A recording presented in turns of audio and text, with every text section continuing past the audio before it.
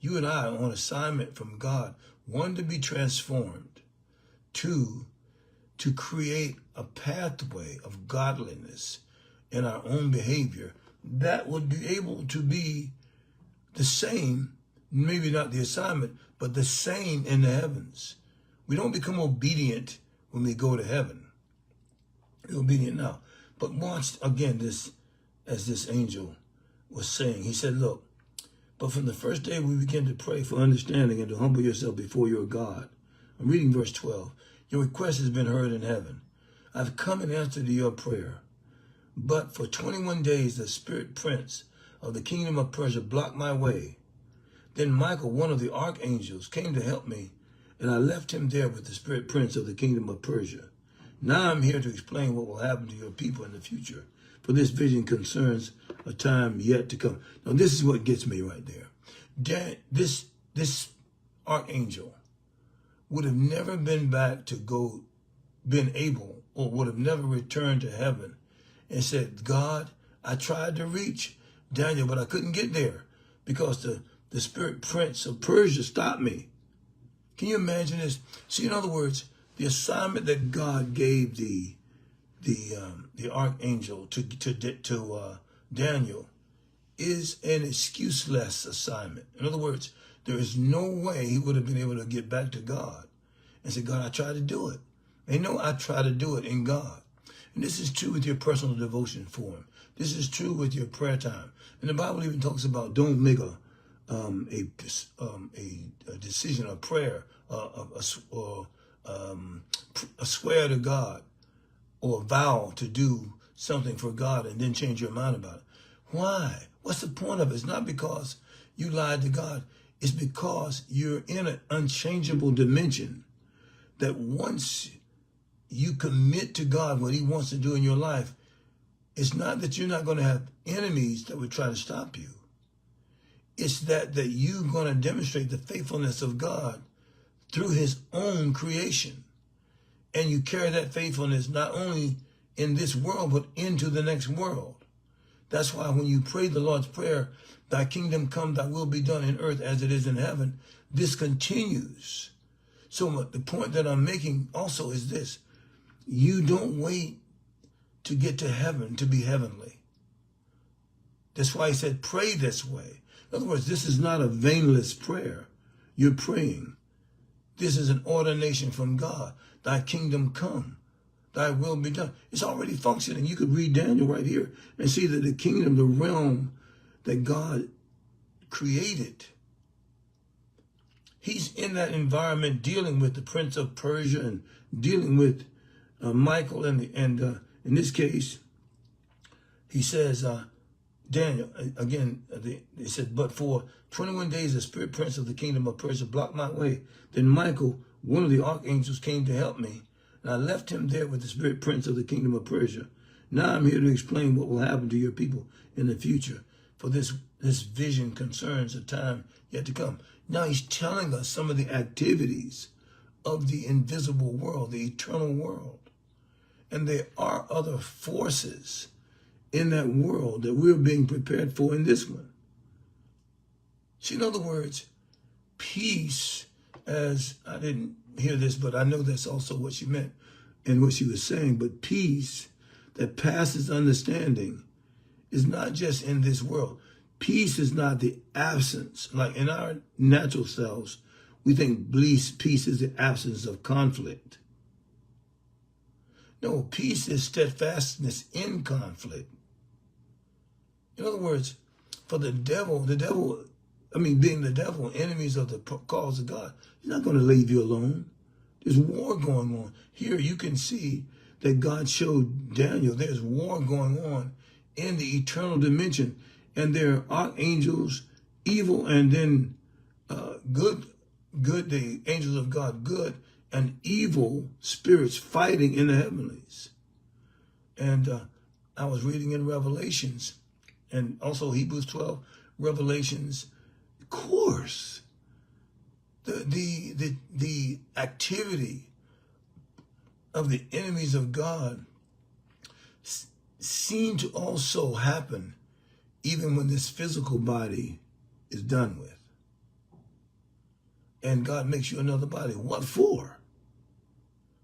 If there's not some activity in that next world. And in chapter 22 of Matthew, God makes the point in Christ that he's not the God of the dead, but the living. So that means clearly when you get your new body, 2 Corinthians chapter 5, there is some assignment in that world which you are in school for by the Spirit in this world. And the circumstances of life really aren't to be a real challenge to us. We are ordained by God to win every conflict, not to be absent of them, but to win in every one of them. And to the degree that we are like Christ is the degree to which we win in the battles of life. And sometimes those conflicts are in our own home. Sometimes they're in our minds, cast down imaginations and every high thing. Sometimes we don't realize the wars on the outside that we're facing are wars from within. We lose those wars. And we shouldn't. We're not ordained to lose anything. That's why the Bible says we're more than conquerors, which means that we stand above the challenges of life. We're in victory before we ever fight. Jesus, in being raised from the dead, won every battle you will ever face in time and eternity. Now, I don't want that to become more apparent to me when I die than it is now, that the resurrection of Jesus to destroy death, hell, and the grave, sickness, diseases. I know there's something about the finality of our stand on the word that gives us the power over circumstances. We are summoned by God to be circumstantially dominant when it comes to the Lord being at hand. And that's the call of God on your life. So look, he says in verse 15, I'm reading for those of you who have just come on, Daniel chapter 10 and verse 15. While he was speaking to me, I looked down at the ground, unable to say a word. Then the one who looked like a man touched my lips, and I opened my mouth and began to speak. And this is really kind of funny because nowadays people are so conscious of cleanliness and all this. I mean, he touched my mouth. Yeah, he touched my mouth. Look, you're the one unclean, not the archangel, not the angel. But this is funny. We got so many issues now. And I would say that the mask and the hand sanitizer and all that stuff, none of that stuff is as clean as your heart. And none of that stuff keeps you from the assignment you dedicated yourself to. Come on, stop it. Just be more God consciousness. If you spend the time meditating on inner cleanness as much as you do outward circumstances. I saw a person have a fit one day when somebody took some of their popcorn out of their bowl because they touched it. Oh, you touched my popcorn. You put your hand in that. And they had a fit over it. And that person had a pre-COVID kind of mentality. That person was post-COVID. In other words, I don't want you touching anything. I don't know where your hands have been. Well, before COVID, it was the same. I mean, you didn't know where people used to eat popcorn from each other's bags and all that kind of thing. But no, God keeps all of us, no matter what. You can still do all the clean stuff you want. It's God that's keeping you, no question. And then in verse 17, again, Daniel said, how can someone like me, your servant, talk to you, my Lord? My strength is gone, and I can hardly breathe. This happened to me when the Shekinah showed up when I first was born again. I was undone. I was paralyzed. And not only could I not move, I didn't want to move for fear of offense. I felt that if I moved, I would move the wrong way and God would kill me. And I wanted everything about me to be in alignment with the Almighty. And I still feel that way. The difference is the Shekinah hasn't shown up. I have become the vessel of surrender. I want to say complete surrender, but I know the word says, and be transformed by the renewing of your mind. That is an ongoing process not a permanent state of being. We can declare it as finished work, but all you got to do is watch your behavior for a couple of days and look back at it. You'll know there's still work for God to do. So anyway, and he said, again in verse 18, then the one who looked like a man touched me again, and I felt my strength returning. Don't be afraid, he said, for you are very precious to God. Peace, be encouraged, be strong. As he spoke these words to me, I suddenly felt stronger and said to him, but this is true whether an angel speak to you from heaven or God himself by the Spirit, the Spirit. The strength comes from the vitality of your and my union with God. If this thing is not real, now I want to just talk with you just for a minute about this. There's something about perseverance that says to God, you want to move from the natural existence to the realm of the eternal. And your passion for the vitality of the world that God is presently living in is your greatest desire. That connection with God vitally is the miraculous realm. That fellowship in the eternal is the summons of God. And the way that the word says it is this way: walk in the Spirit, and you shall not fulfill the lust of the flesh. In other words, it's bidding us to come into that dimension, but there's no casualness about it. It has to be a heart passion. And I would say clearly, I'm not there. Am I there sometimes? Yes. Are there times where I'm dominated by the realities of God in thought, word, and deed? Yes, and it's great.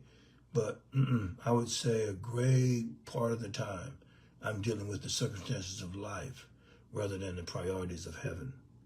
Our summons by God and by the Spirit, by angels, by the saints that encompass around us, by angelic presence, is the will of God.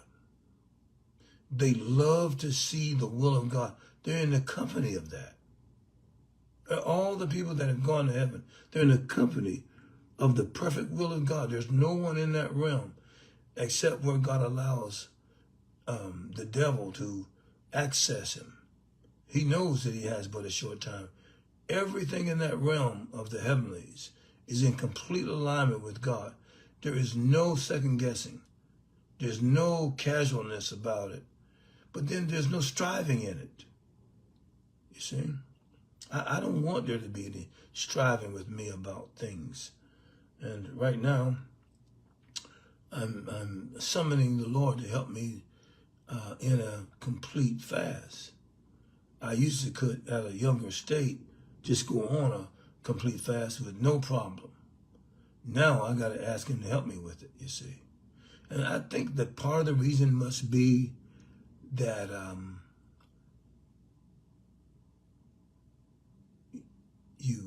you, as I, to whom much is given, much is required. Without keeping fasting as a habit, I'm talking about extended fasts.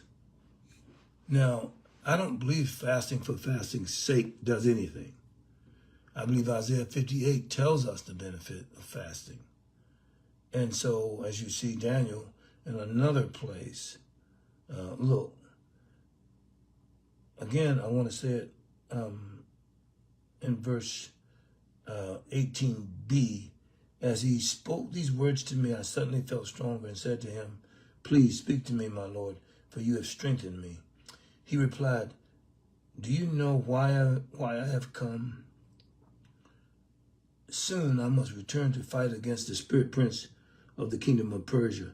It's as though he didn't answer the question. He didn't give, Daniel an opportunity to answer the question. And after that, the spirit prince of the kingdom of Greece. So now we know of two kingdoms in the eternal world that exists How many are in the kingdom of Greece? Or how many are in the kingdom of Persia? Now remember now, the terminology, words, and the way that we understand them gives definition. But that whole world where God is at is a world that is beyond language. Now that kind of takes you out there, okay, by me saying a statement like that. But you can clearly see, like when he talks about Daniel dealing with times, and I would love to talk with you about not timing or what time it is, but periods of existence that God has put in a framework of time. But then if you talk about time, you have to also talk about space. And with God, both time and space is a non sequitur, meaning it's irrelevant, except for an assignment or something that he has for you to do. Because why? He's the beginning and the end. So are words. They're not needed from God. He creates them. He allows language to exist. He allows words to come into existence within every language. Because why? He's above it. Some of the words are of scandalous definition and sound, but he's given men the ability to be creators of words and definitions. Well, that was in the beginning. God gave us the ability to speak, but in the beginning, God. He was God without speaking. He could create language, or he can create existence. So bless you. Look, be encouraged. For the joy of the Lord is your strength, is my prayer for you. God bless.